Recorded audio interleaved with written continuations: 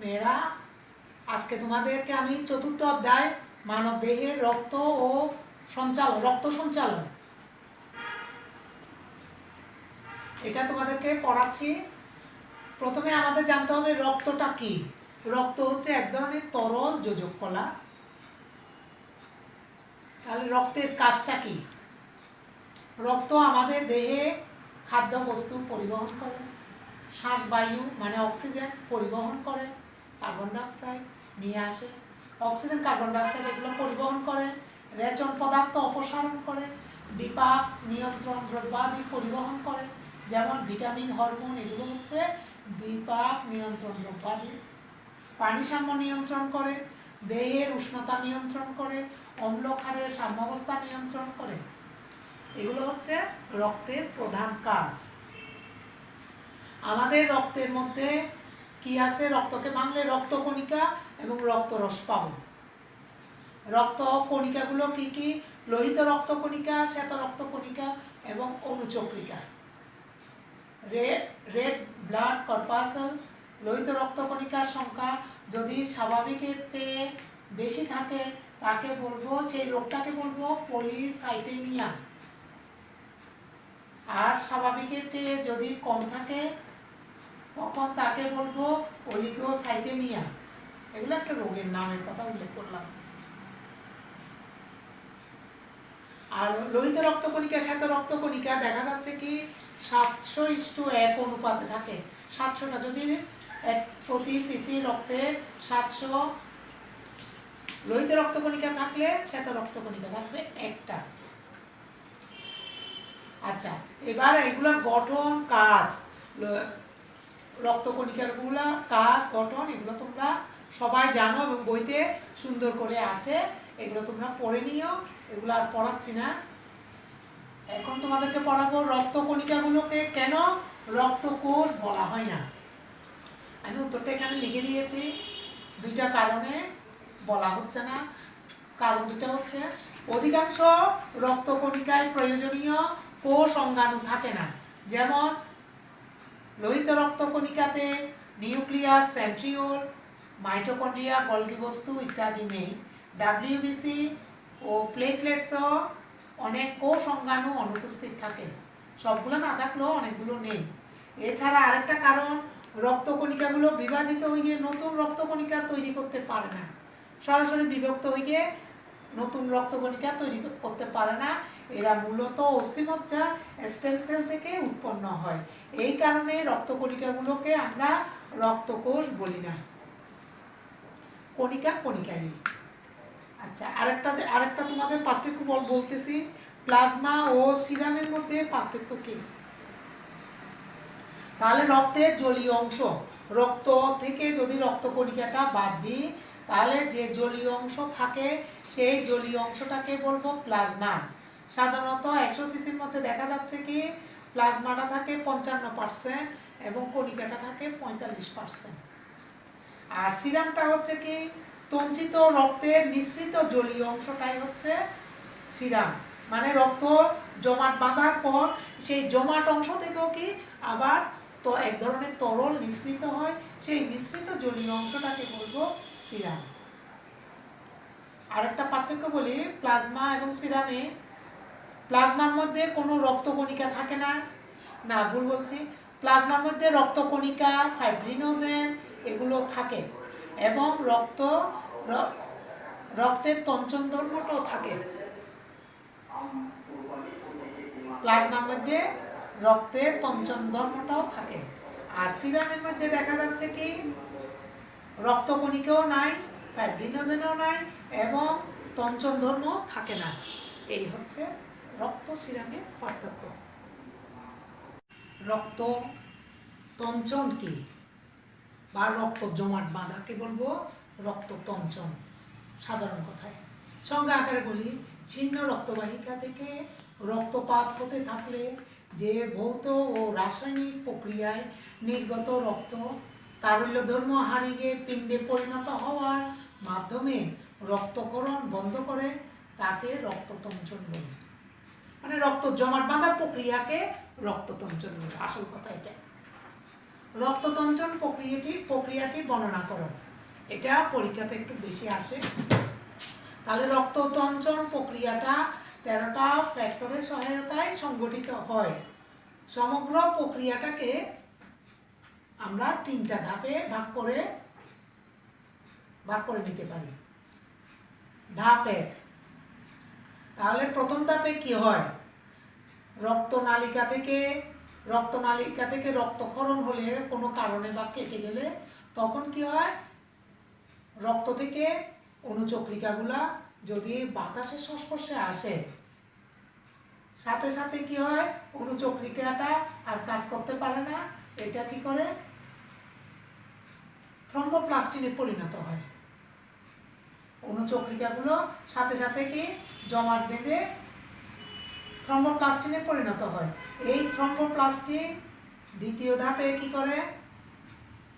Calcium আয়নের সহায়তায় নিষ্ক্রিয় থ্রম্বিনে সক্রিয় থ্রম্বিনে পরিণত করে। তৃতীয় ধাপে এসে এই থ্রম্বিনটা ফাইব্রিনোজেন নামক প্রোটিনকে কি করে?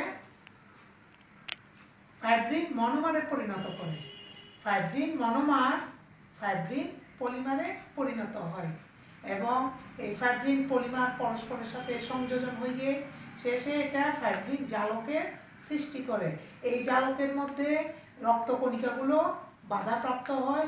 লোহিত রক্তকণিকার সাথে রক্তকণিকা অণুচক্রিকাগুলো এখানে জমাট বাঁধে এবং কি তঞ্চিত জায়গাটা পরবর্তীতে জালকের মধ্যে তঞ্চিত জায়গাটা দৃঢ় হয়ে ওখানে রক্ততঞ্চন সংগঠিত হয়, রক্ত জমাট বেঁধে।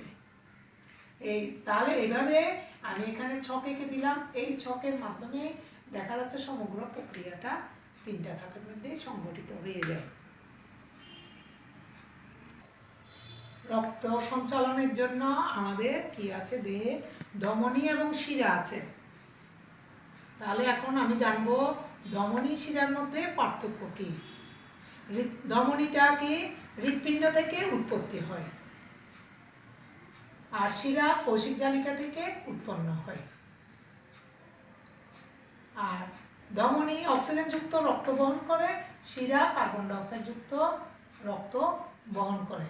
ব্যতিক্রম আছে, ধমনীর মধ্যে পালমোনারি ধমনী বললে এটা কার্বন ডাইঅক্সাইড সমৃদ্ধ রক্ত বহন করে, আর পালমোনারি শিরা বললে এটা অক্সিজেনযুক্ত রক্ত বহন করে।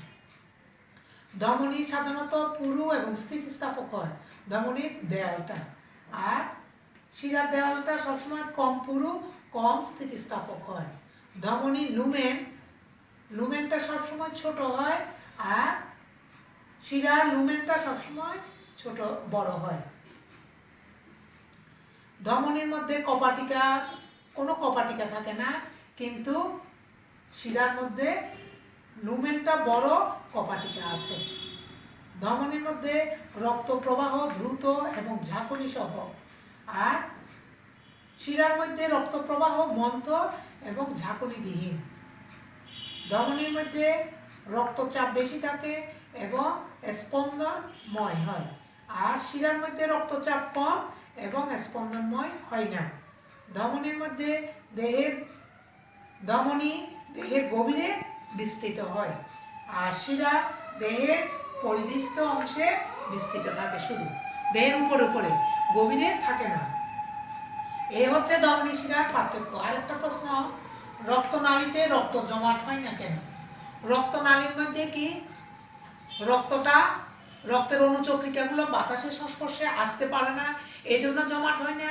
তাছাড়া রক্তনালীর ভিতর রক্তটা কি দ্রুত গতিতে প্রবাহিত হয়। আরেকটা কারণ, রক্তের মধ্যে হেপারিন আছে। এই 3টা কারণে রক্তনালীতে রক্ত জমাট হয় না। এটা একটা উদ্দীপক, পরীক্ষাতে বেশি আসে। উদ্দীপকের চিত্রটি লম্বচ্ছেদ অঙ্কন করো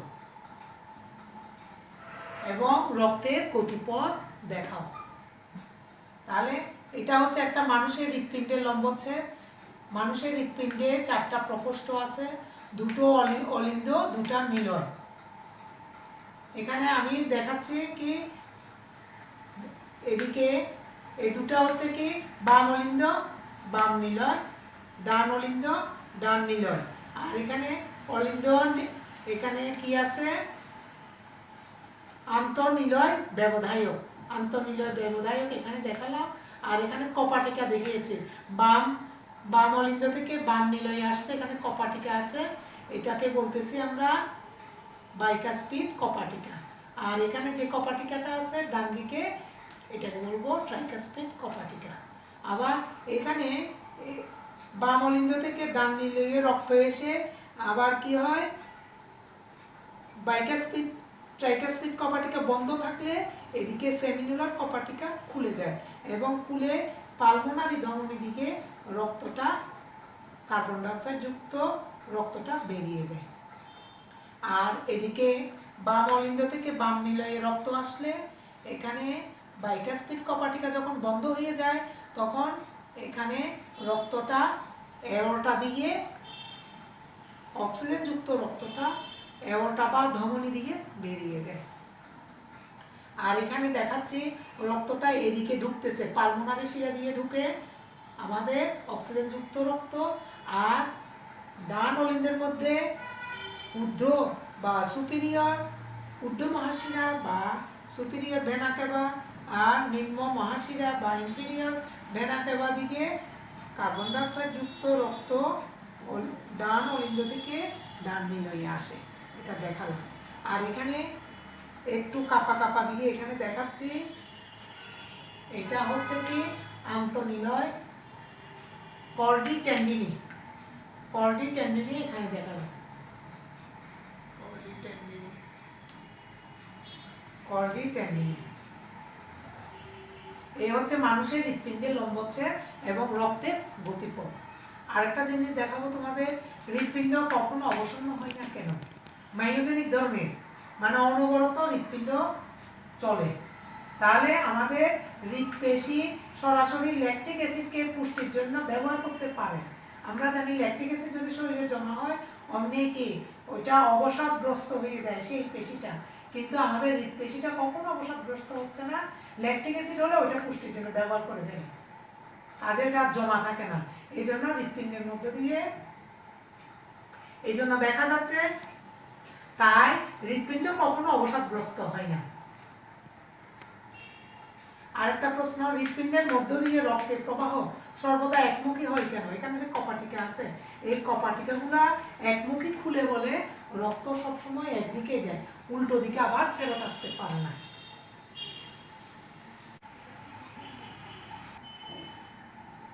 মানুষের হৃৎপিণ্ডের মধ্যে দেখা যাচ্ছে কি 6 ধরনের কপাটিকা আছে। তোমাদেরকে হৃৎপিণ্ডের লম্বচ্ছেদের মধ্যে আমি কপাটিকাগুলা একে দেখিয়েছিলাম। তাহলে কপাটিকাগুলা ডান দিকে যেটা আছে, ডান দিকের কপাটিকাকে বলবো ট্রাইকাস্পিড কপাটিকা। এটা সাধারণত ডান অলিন্দ এবং নিলয়ের সংযোগস্থলে। যেমন হৃৎপিণ্ডটা যদি এরকম একটা হৃৎপিণ্ড হয় তাহলে ডান দিকের এদিকে যে কপাটিকাটা আছে এটাকে বলবো কি ট্রাইকাস্পিড কপাটিকা, এবং রক্তের পশ্চাৎ প্রবাহ রোধ করাই হচ্ছে কাজ, সবারই একই ধরনের কাজ। আর বাম দিকে যে কপাটিকাটা আছে এটাকে বলবো বাইকাস্পিড কপাটিকা। এটা বাম অলিন্দ এবং বাম নিলয়ের সংযোগস্থলে ছিদ্রপথের মধ্যে এই কপাটিকাগুলো অবস্থিত।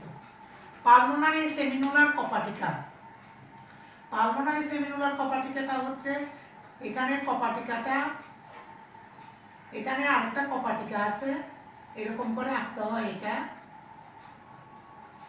পালমোনারি সেমিনুলার কপাটিকা, এটা ডান নিলয় এবং পালমোনারি ধমনীর ছিদ্রপথে এই জায়গার মধ্যে অবস্থিত। এটা হচ্ছে পালমোনারি সেমিনুলার কপাটিকা।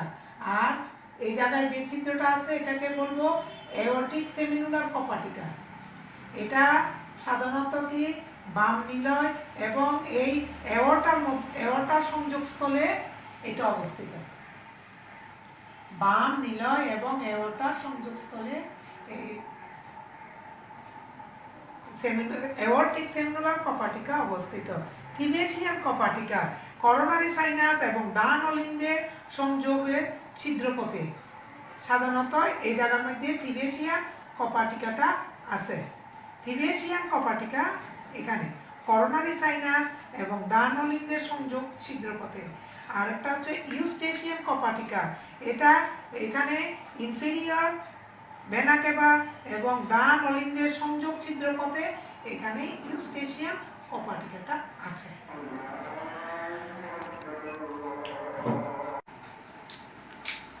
এটা হচ্ছে হৃৎপিণ্ডের রক্ত সংবহন তন্ত্র। আমি এখানে আঁকলাম। মানুষের হৃৎপিণ্ডকে দ্বিচক্রী রক্ত সংবহন বলা হয় কেন? একটা প্রশ্ন আসে। মানুষের হৃৎপিণ্ডের মধ্য দিয়ে অক্সিজেন এবং কার্বন ডাইঅক্সাইড যুক্ত রক্তটা বর্তনীর মাধ্যমে দুইটা আবর্তে এক প্রবাহিত হয় এবং কি অক্সিজেন এবং কার্বন ডাইঅক্সাইড যুক্ত রক্ত মিশ্রিত হয় না। এই কারণে এটাকে বলবো দ্বিচক্রী রক্ত সংবহন তন্ত্র। এখানে আমি সংজ্ঞাটা লিখে দিয়েছি। দ্বিবর্তনী বা দ্বিচক্রী রক্ত সংবহন কি?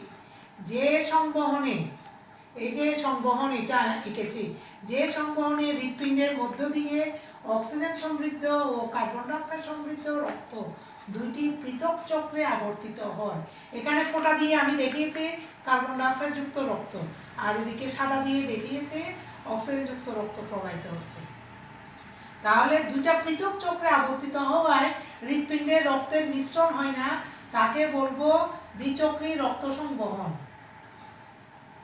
দুটি চক্রে একটিকে বলবো এই দ্বিচক্রী রক্ত সংবহন। এটা দুই ধরনের হয়, একটা হচ্ছে সিস্টেমিক রক্ত সংবহন তন্ত্র, আরেকটা হচ্ছে বা চক্র, আরেকটা হচ্ছে পালমোনারি সংবহন চক্র। তাহলে সিস্টেমিক রক্ত সংবহনটা কি? তাহলে এখানে যে আমি আঁকছি, এখান থেকে জেগে মানে বাম অলিন্দ থেকে রক্ত এসে অক্সিজেন যুক্ত রক্ত, বাম অলিন্দ থেকে অক্সিজেন যুক্ত রক্ত বিভিন্ন অঙ্গে যাবে, মানে দেহে যাবে, এবং কার্বন ডাইঅক্সাইড যুক্ত রক্ত যদি ডান অলিন্দে, এটা হচ্ছে ডান অলিন্দে আসে এবং ডান অলিন্দ থেকে ডান নিলয়ে আসে, এটাকেই বলবো আমরা সিস্টেমিক রক্ত সংবহন। আরেকটা হচ্ছে কি পালমোনারি রক্ত সংবহনটা কি? যে সংবহন তন্ত্রের ভিতর কি কার্বন ডাইঅক্সাইড যুক্ত রক্ত ডান নিলয় থেকে শুরু হয়ে প্রথমে ফুসফুসে যাবে এবং ফুসফুস থেকে অক্সিজেন যুক্ত রক্ত আবার বাম নিলয়ে, বাম অলিন্দে আসবে এবং বাম অলিন্দ থেকে বাম নিলয়ে আসবে, এটাকেই বলবো আমরা পালমোনারি রক্ত সংবহন। তাহলে উপরেরটাকে বলবো পালমোনারি রক্ত সংবহন, আর এই নিচের এটাকে বলবো সিস্টেমিক রক্ত সংবহন। আরেকটা প্রশ্ন, বাম এবং ডান নিলয়ের মধ্যে, বাম, এই যে বাম নিলয় প্রাচীর এবং ডান নিলয় প্রাচীর, প্রাচীরের মধ্যে আমার প্রশ্ন হচ্ছে কোনটি প্রাচীর পুরু এবং কেন? আমার উত্তর হচ্ছে কি এই নিলয় প্রাচীর। এখানে কি এটা হচ্ছে ডান নিলয় প্রাচীর, এটা হচ্ছে বাম নিলয় প্রাচীর। চিত্রে দেখা যাচ্ছে বাম নিলয় প্রাচীরটা পুরু। কেন দেখা যাচ্ছে কি এখান থেকে কি বাম নিলয় প্রাচীর থেকে অক্সিজেন যুক্ত রক্তটা সারা দেহে ছড়িয়ে পড়ে এবং এই ছড়িয়ে পড়তে বাম নিলয় প্রাচীরকে বেশি কাজ করতে হয় বিধায় এখানে অঙ্গসংস্থানিক পরিবর্তন হয়েছে। এই জন্য বাম নিলয়ের প্রাচীর ডান নিলয়ের প্রাচীর অপেক্ষা অধিক পুরু। তোমাদেরকে হৃৎপিণ্ডের রক্ত সঞ্চালন দেখিয়েছিলাম দুই ধরনের, সিস্টেমিক রক্ত সংবহন আর পালমোনারি রক্ত সংবহন। আর মানব দেহে হৃৎপিণ্ড না, মানব দেহে পুরো মানব দেহে রক্ত সংবহন পদ্ধতি দেখা যাচ্ছে কি 4 ধরনের আছে। শুধু হৃৎপিণ্ড সম্বলিত হলে 2 ধরনের, আর পুরো মানব দেহে রক্ত সংবহন পদ্ধতি 4 ধরনের হয়। সিস্টেমিক রক্ত সংবহন, পালমোনারি রক্ত সংবহন আলোচনা করেছি, আর এখন 3 নাম্বার হচ্ছে করোনারি রক্ত সংবহন। আর 4 নাম্বার হচ্ছে পোর্টাল রক্ত সংবহন। এখন আমি বলছি করোনারি রক্ত সংবহনটা কি।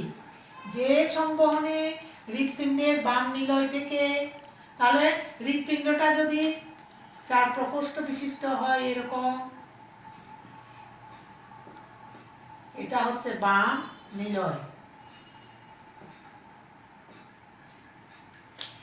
তাহলে হৃৎপিণ্ডে বাম নিলয় থেকে অক্সিজেন যুক্ত রক্ত হৃৎপ্রাচীরে যায়, তাহলে এখান থেকে রক্তটা বের হয়ে হৃৎপ্রাচীরে যাবে এবং সেখান থেকে কার্বন ডাইঅক্সাইড সমৃদ্ধ রক্ত ডান অলিন্দ হয়ে ডান নিলয়ে ফিরে আসে এবং এদিক থেকে বের হয়ে হৃৎপ্রাচীর দিয়ে যেয়ে ডান অলিন্দে যাবে, তারপর ডান নিলয়ে ফেরত আসবে।